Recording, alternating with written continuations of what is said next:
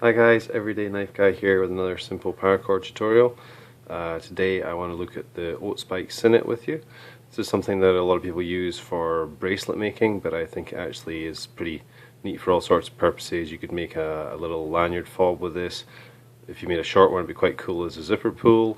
So I'm basically just going to show you the technique, and then you can apply it and use it any way you like. You just have to obviously work with longer cord for bracelets and shorter for little fobs like this. So I'm going to go ahead and take this apart and get the cords ready to go. Okay, so for purposes of this tutorial I'm just going to use 3 foot of black and 3 foot of neon green 550 paracord. This has the 7 strand or the innards in it. So the first thing you want to do is just take your 2 lengths of cord and double them up so we can find approximately the middle point.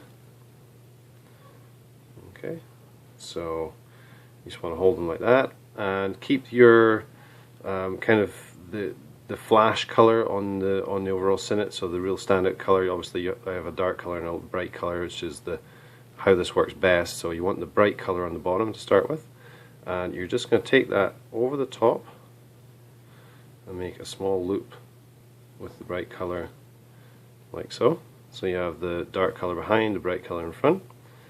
Okay, and then you're just going to cross over the left hand side of your black or your dark color and then cross over the right in front of that. So you basically just made a loop, hopefully you can see that, loop around the bright color. Now all you got to do is take the left hand strand of the bright color and you're going to bring that up and put it down through the left hand part of the black loop you've created. So you're going to go up in front of everything and down through there, pull that out to the side, so it should look like that. And then the beauty of this is it's a super symmetrical weave. You're literally just going to do the same thing with our side, so you're going to take the right hand strand of the bright cord and poke it down through that hole on the right hand side. If I can get that to go through there. Okay, and just pull that out. And so that's basically going to be the top of your oat spike. And now, depending on what you want to do, if you want to create like a little lanyard or a zipper pull, you may want this really short, just to push into the zipper, or you may want to make it a couple inches so you can loop it through itself and create a hitch. Like so for example on these other ones that I created recently and did videos on, you might want to leave a longer loop, which would be this part here, so you can thread that through and loop it back on itself and attach it to stuff. Just depends on what sort of application you're doing. You may want to use a bracelet buckle on here, or you may want to use this as a loop for a kind of a knot clasp on a bracelet, and then just make like a diamond knot or button knot at the other end that pushes through here. So there's all sorts of things you can do. That's entirely up to you, but basically this is what I'm going to do for the top of my spike.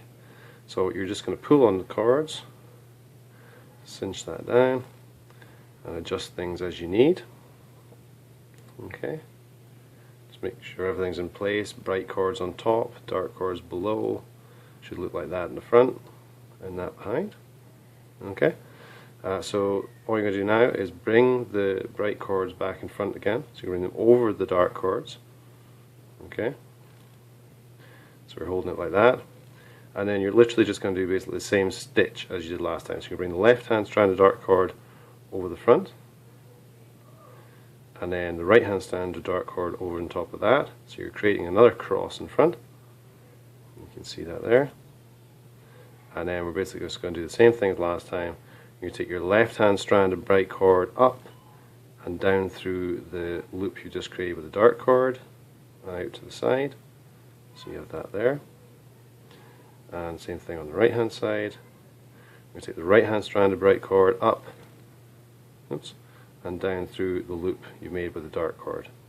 Okay, and just be careful things don't cross over. You'll soon notice if you have, because they'll very quickly become non-symmetrical. And just cinch that up.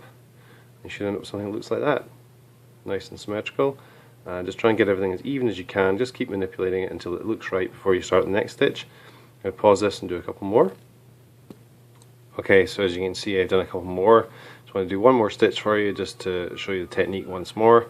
So after each stitch you should have the bright colour on the top, dark colour below. You should have 2 loops of the bright colour coming around the bottom. on the back should be basically just the reverse. So for to start each stitch, you're basically going to bring the bright colours over the top and down the middle. Okay, and just pinch those somewhere in the middle, and then you're going to cross your left hand piece of the dark cord over the top of those two.